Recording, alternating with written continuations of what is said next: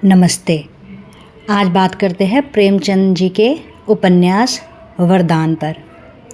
मुंशी प्रेमचंद, जिन्हें उपन्यासों का सम्राट भी कहा जाता है, काफ़ी अच्छे लेखक हैं और इनका मुख्य इनके अंदर गुण था वो ये है कि इन्होंने अपने जितने भी इनके उपन्यास हैं उनमें उन्होंने सामाजिक कुरीतियाँ, सामाजिक वर्ग और गरीबी पर प्रकाश डाला है। तो वरदान भी एक ऐसी कहानी है। वरदान एक दो प्रेमियों के दुखांत की कहानी है, जो बचपन में साथ खेलते हैं, बड़े होते हैं और भविष्य के प्रति उन्होंने बहुत सपने सजाए होते हैं, पर उनकी कल्पनाओं का महल जल्दी ही ढह जाता है।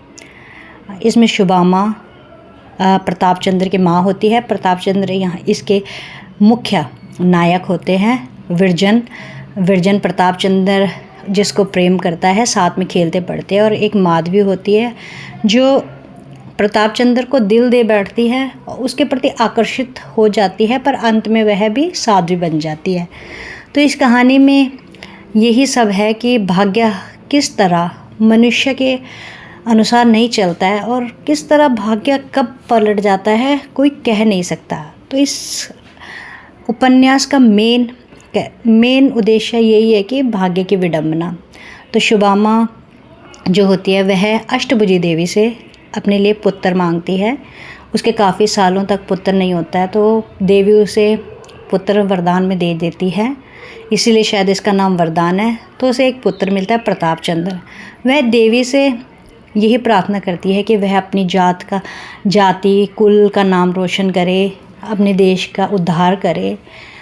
और उसे प्रताप चंद्र नाम का पुत्र मिलता है जो बहुत ही अच्छा होता है, दीन दुखियों की सेवा करता है, बहुत ही मेधावी होता है, हर क्षेत्र में अपना नाम रोशन करता है। पर शायद भाग्य को मंजूर नहीं होता है और वह बाद में सन्यासी बन जाता है। इसी तरह विरजन होती है, वह प्रताप चंद्र और साथ में खेलते पढ़ते हैं, एक दूसरे से उन्हें खेलते पढ़ते एक दूसरे से प्रेम हो जाता है।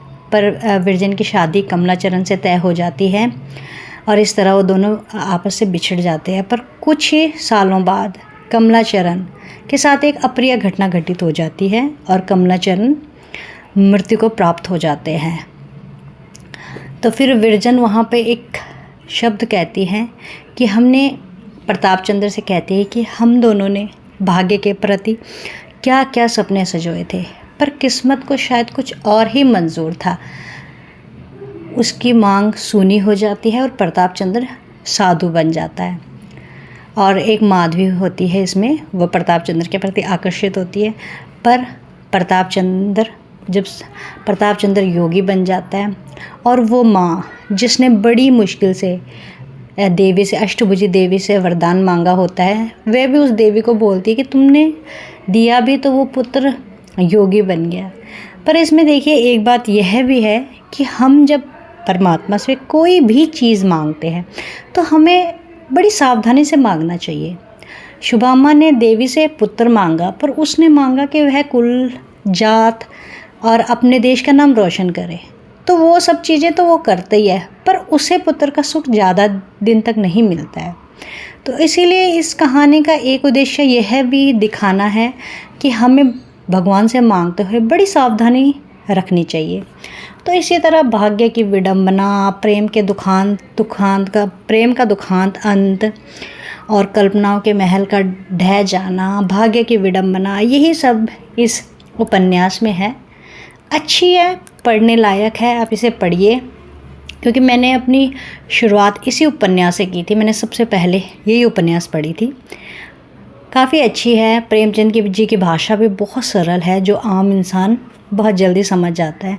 तो यदि आप उपन्यास या किताब, कहानी पढ़ने के शौकीन हैं तो आप इसे ज़रूर पढ़िए। आप इसे शुरुआत कर सकते हैं। धन्यवाद।